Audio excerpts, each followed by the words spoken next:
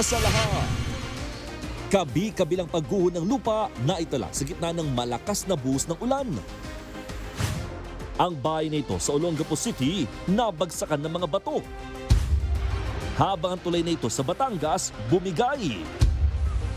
Ilang kalsada sa Metro Manila binaha rin. Ang detalye at update sa panahon, abangan maya-maya lang. Mga umano'y dating bagman ni Zaldico nakalaya matapos makapagpiyansa. Masaya, sir, masaya.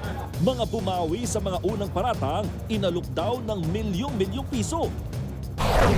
News 5 Exclusive. Isa sa mga miyembro ng Gapos Gang, arestado. Ang modus, igagapos muna ang biktima sa kananakawan. Low pressure area sa labas ng Philippine Area of Responsibility, ganap ng bagyo. Isa pang LPA, binabantayan. Pagawaan ng kandila sa Pangasinan, higit 7 oras na nasunog. Ilang pamilya, inilikas. Kahit may injury sa paa, Alex Iala, buwagi kontra Katie McNally sa Canadian Open. Pasok na sa round of 16.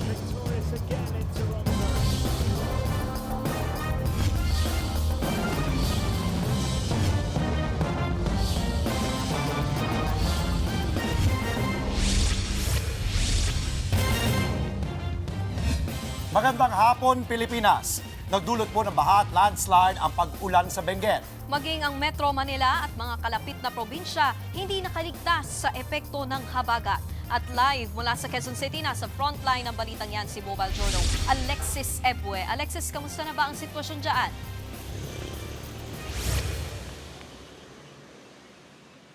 Nikki, Andre, binahanga ang ilang lugar ng Metro Manila dahil sa patuloy-tuloy na pagbuhos ng ulan dito nga sa Quezon City ngayon. Nararanasan pa rin yung pabugso-bugso at malalakas na ulan. Sa Gumamela Street naman, inabot hanggang bewang ang baha pero hindi ito tumagal at humupa rin agad. Walang patid na ulan ang naranasan sa Quezon City. Isa sa mga madalas bahayin na lugar ang Barangay NS Amoranto. Sa Banawe Street, makikitang nilulusong pa rin ang ilang sasakyan ng baha. Mayroon ding ilang motorista na iniwasan na lang ito dahil nga sa taas ng tubig. Ayon sa mga residente, pasado alas 11 ng umaga nagsimulang tumaas ang level ng tubig dito. Si Nanay Rina na nakatira lang malapit sa bahaing kalsada, labis ng pangamba. Maliban sa bahay niya, inaalala din niya ang mga paninda niya. Mahirap po. Lalong-lalo po, pangalawa, hindi po kami nakabenta ng buko. Sa hirap ng buhay ko kailangan po makakain ng mga anak ko. Agad na nilinis ang pamunuan ng barangay ang ilang drainage para humupa ang baha. Hanggang prone na po talaga siya sa baha pagka lumalakas ang ang ulan lalo na. Yung directive naman po sa amin pagka ganito meron na siyang tubig, puntahan na yung mga drainage, tanggalin yung mga bara. Doon kasi rin nag-focus kaya siya tumatagal na bumaba. Sa lungsod ng Maynila, halos nag-zero visibility dahil sa ulan. Ang ilang kalsada, gutter deep level ang baha, pero nadaraanan pa rin ng mga sasakyan. Maging ang ilang kalapit na probinsya hindi nakaligtas sa baha. Sa Kawit, Cavite, higit 40 pamilya ang inilikas. Sa Bacoor City naman, lubog sa baha ang ilang bahagi ng Aguinaldo Highway. Matinding pag-ulan din ang naranasan sa Tuba, Benguet. Isinara ang Cannon Road dahil sa pangamba ng mga landslide. Kanina lang, panibagong pagguho ng pinagsamang bato at lupa ang naitala sa bahagi ng kalsada. Mabilis naman itong inalis sa mga tauhan ng DPWH. Bukod sa ulan, malaking hamon din sa mga motorista ang makapal na hamog na bumabalot sa lugar. Kaya maraming kalye sa Baguio City ang naiipit sa matinding traffic. Samantala, sa La Trinidad, Benguet, aabot na sa 16 na landslide at 18 soil erosion ang naitala. Patuloy ang pagpapaalala ng mga otoridad sa kanilang mga residente, lalo't halos lahat ay naninirahan sa bundok. Sa tagal naman na talagang nandito, nakikita naman yung talagang very prone talaga sa landslide, lalo na yung walang mga protection. At kung may nakita tayong medyo kahinahinala na nangyayari doon po sa ating mga kapaligiran, tulad ng paggalaw ng lupa, sana voluntaryo na po tayong lumikas.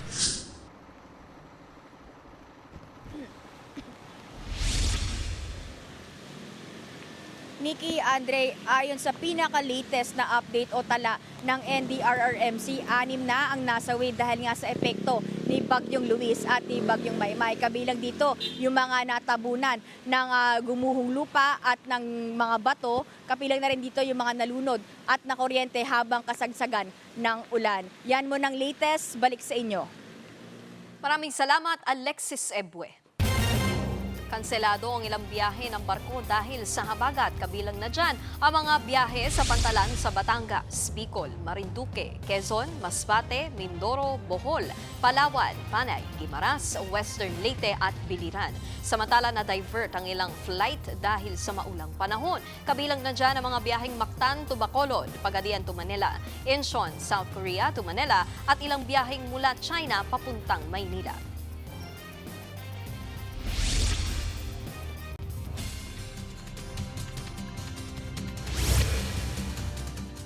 Ulat panahon na po tayo ngayong maulang Sabado mga kapatid. Tatlong weather system ang nagpapalakas o humihila sa habagat o yung tinatawag nating southwest monsoon. Kaya may kalakasan po yan ha. Yan po ang nagdudulot ng malawakang pagulan. Nagdudulot din po ng malawakang pagba sa malaking bahagi nating bansa. Unang-una, ang bagyong may international name na Dolphin. Nandyan po yan sa katimugang bahagi ng Japan. Hindi po yan natin inaasang maglandfall or pumasok pa sa ating area of responsibility. Pero yan po ay patuloy na nagpapalakas ng habagat habang kumikilos po dito sa itaas na bahagi ng ating bansa. At isa pang low pressure area naman ang huling namata ng Pag-asa dito po sa layong 1,760 kilometers east ng extreme northern Luzon. If ever makalayo na po itong bagyong Dolphin, ito namang low pressure area na ito at itong bagyo na mas malayo pa sa ating area of responsibility na nasa 3,035 kilometers east ng extreme northern Luzon ang sasalo sa ating habagat o southwest monsoon. Kaya hindi pa natin inaasahang mawala o tumigil po ang epekto ng habagat in the next few days. Magpapatuloy po ang epekto niyan at magpapaulan pa rin po sa malaking bahagi ng ating bansa. Kaya doble ingat tayo mga kapatid dahil ngayon napakataas na po ng tsansa ng mga flash floods and landslides lalong-lalo na sa mabubundok na lugar. Dahil po sa ating habagat, patuloy po tayong nakakaranas ng malalakas na pagulan. Halos walang humpay na pagulan dito po sa mga areas ng Benguet, kasama po dyan ang Abra, maging dito sa La Union, Zambales, Bataan, kasama po dyan ang Occidental Mindoro. Halos walang tigil din po o paminsan-minsan yung ating mga pagulan sa malaking bahagi ng Central Luzon, kasama po dyan ang Bataan, Zambales, Pampanga, Nueva Ecija, Rizal, kasama po dyan ang Metro Manila, Cavite, Batangas, Laguna at ang natitirang bahagi po ng Mindoro. Meron din tayong mga posibleng malalakas na pagulan dito po sa areas ng Ilocos Norte, Abra, Kalinga, Apayao, Mountain Province, kasama na po dyan ang natitirang bahagi nga ng Cordillera. Again, mag-ingat po tayo sa mga posibleng epekto ng mga lalakas na pagulan nito. Lalong-lalo na po dito sa mga kabundukan, sa mga areas na tabing ilog at doon po sa mga areas na malapit sa dagat.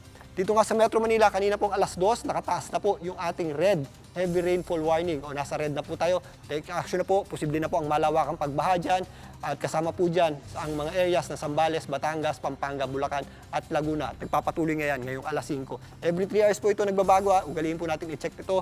Ito po ay galing sa Pag-asa. Yan po ay halos real-time na data ng ating nakukuhang pagulan at natatanggap na pagulan. Samantalang, nakataas naman po ang orange rainfall warning dito po sa mga areas ng Batangas, Laguna, Zambales, Quezon, Pampanga at Bulacan. Nananatili namang nasa yellow ang ilang areas ng Zambales, Laguna, Bulacan, Tarlac at Quezon. Dito nga sa Metro Manila, magpapatuloy pa po ang mga pag-ulan dulot ng habagat sa mga susunod ng araw dahil nga doon sa binabanggit nating mga sama ng panahon na nagpapalakas dito. Kaya sa may mga lakad, bukas at sa papasok ng trabaho sa weekend, sa Lunes, ugaliin po natin magdala ng payong o anumang pananggalang sa ulan at isaalang-alang po natin ang mga posibleng malalakas na pagulan sa ating paglabas ng bahay. At yan muna latest sa ating lagay ng panahon. Muli ako po ang Weather Tito Alvin. Lagi may panahon para sa iyo. Sa iba naman pong balita, arestado isang miyembro ng Gapos Gang na nanloob sa apartment ng isang Filipino-Japanese sa Tarlac. Ang modus ng kanilang grupo, igagapos muna ang biktima saka nanakawan. Narito po ang exclusive Frontline Report. Hindi na nakapalag ang lalaking ito ng palibutan ng mga autoridad sa North Luzon Expressway, Pulilan Exit, alas 3 kahapon. Ang lalaking yan, miyembro ng Gapos Gang. Bago yan, nakipaghabulan pa ang suspect sa mga pulis sa kahabaan ng NLEX. Dinakip siya matapos ireklamo ng panluloob sa bahay ng 19 anyos na estudyanteng Filipino-Japanese sa Capas, Tarlac. Base sa investigasyon, persahang pinasok ng 7 miyembro ng Gapos Gang ang bahay ng biktimang si Yuri Yamaguchi Suba, Huwebes ng hapon. Iginapos daw ng mga suspect ang biktima sa kaisa-isang tinangay ang mga gamit nito. Sapul din sa CCTV ang magkakasunod na paglabas ng mga suspect, bit-bit ang laptop, cellphone, relo, mamahaling bags at mga pabango ng biktima. Ito po yung mga tumitira dito sa Central Luzon as well as sa other regions, particularly sa Region 1. So ang kanilang modus, yung mga patay na oras, alas 3 na hapon, 3:30, 4 p.m., doon sila pumapasok ng mga target nila na bahay. Ayon sa pulisya, natunton ang sasakyan ng grupo nang maplakahan ito sa CCTV. Dito na itinimbre ng mga pulis sa iba pang karatig probinsya ang naturang sasakyan. We lock all exits. Hindi naman lock, binabantayan po natin ang mga checkpoints. Doon po sila nag-exit sa Pulilan exit, sa NLEX po. So doon na po natin sila naharang. Isa lang sa 7 miyembro ng grupo ang nahuli. Na-recover ng mga pulis ang mga ninakaw na gamit. Nahulihan din nila ang suspect ng 3 baril, granada, illegal na droga at iba pang gamit. Mahaharap siya sa patong-patong na reklamo, kabilang ang robbery at paglabag sa Comprehensive Dangerous Drugs Act. Patuloy na tinutugis ang mga kasabwat niya. Nagbabalita mula sa Frontline, Margie Bentulan, News 5. Pansamantalang nakalaya matapos makapagpiyansa ng higit 1 milyong piso ang mga inarestong dating bagman umano ni Zaldico para sa kasong perjury. Hinala ng kanilang abogado tila sinadya raw patagalin ng korte ang paglaya ng tinaguriang Maleta Boys. Nasa frontline na balitang yan si Gio Robles.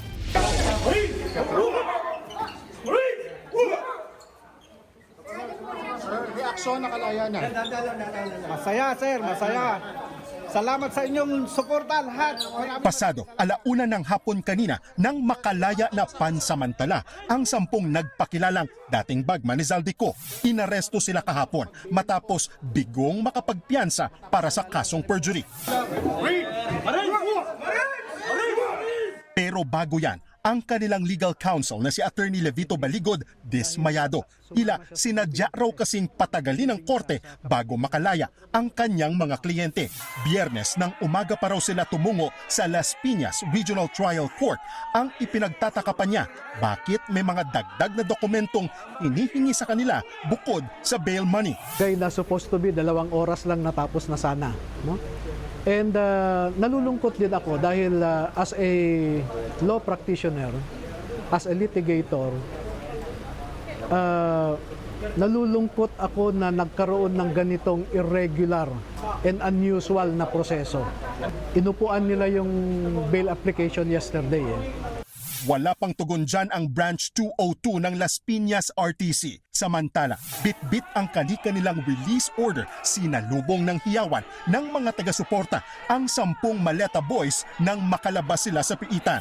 3 sa mga dating bagman lang ang nakapagpiyansa kahapon. Kinumpirma ni Baligod na 4 sa orihinal na 18 bagman ang bumawi sa kanilang mga naunang paratang. Katunayan, umabot daw sa milyon-milyong piso ang umano'y inalok sa mga bagman para bumaliktad sa nauna nilang testimonya. Pinakita ni Baligod ang umano'y screenshots ng mga alok na ito. Kabilang daw sa mga umano'y nanuhol ang 2 retired PNP generals na dating namuno sa CIDG, pati na rin ang ilang aktibong pulis at dating police officers na umano'y naging security personnel din ni Zaldico. It started from 5 million, 8 million, 10 million, up to, 20-25 million.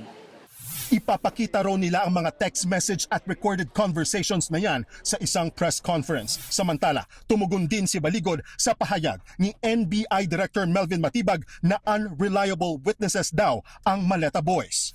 Everything that Matibag says is unreliable also because he was appointed as NBI Director precisely to become a political operator of the powers that be. He is not a professional investigator. He is more of a political operator. No? Higit 1 milyong piso ang kabuang piyansa ng 10 dating sundalo na bahagi umano ng halaga ay galing mismo sa bulsa ni Baligod habang ang iba naman ay ambag ng kanilang mga taga-suporta. Sa August 14 ang nakatakdang court hearing ng mga dating bagman sa Las Piñas Regional Trial Court para sa 4 counts ng perjury na isinampa laban sa kanila ni na ML Party List Representative Laila de Lima, dating National Security Advisor Eduardo Año, dating Senador Antonio Trillanes at Bucor Chief Gregorio Catapang. Una nang iginiit ni Ombudsman Remulla na ang kampo ni dating House Speaker Martin Romualdez ang nasa likod ng pagbawi ng testimonya ng umano'y mga bagman, pero pinabulaanan niya ni Romualdez. Sa halip, pinakita lang daw ng pagbaliktad ng mga bagman na walang katotohanan at gawa-gawa lang ang mga akusasyon laban sa kanya. Giit naman ni Baligod, hindi lang si Romualdez ang posibleng nasa likod ng pagbawi ng kanilang salaysay. Nagbabalita mula sa Frontline, Gio Robles, News 5. Susunod, China kinumpirmang nasawi ang 2 miyembro ng kanilang Coast Guard sa habulan at banggaan sa West Philippine Sea noong nakaraang taon. Veteranang aktres na si Lorna Tolentino, isa ng ganap na reservist ng Philippine Navy. At Pinay tennis star Alex Ayala pasok na sa round of 16 ng Canadian Open. Lahat ng yan sa pagbabalik ng Frontline Pilipinas Weekend.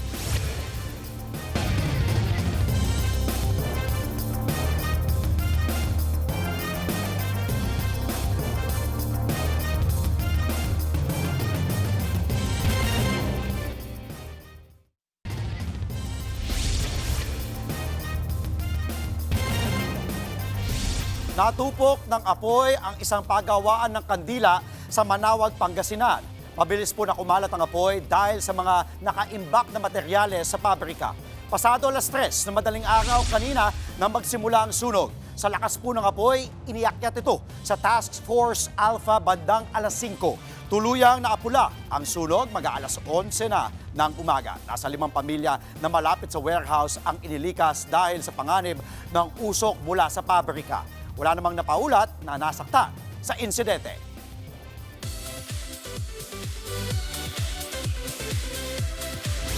Isa ng ganap na Philippine Navy reservist ang veteranang aktres na si Lorna Tolentino. Ibinahagi ng aktres sa mga larawan niya na naka-uniform. Caption pa niya, "Discipline is choosing to finish even when it's hard." Nakapagtapos ng basic military course, citizen military course, si Lorna sa headquarters ng Navy sa Taguig.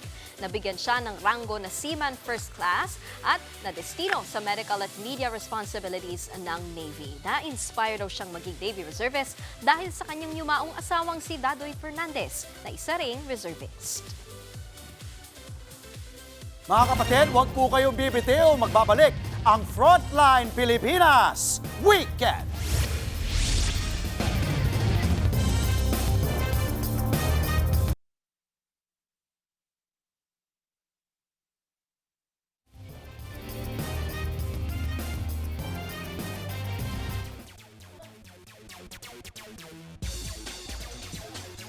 Isa na namang American tennis star ang pinatiklop ni Washington champion Alex Ayala sa Canadian Open sa Toronto.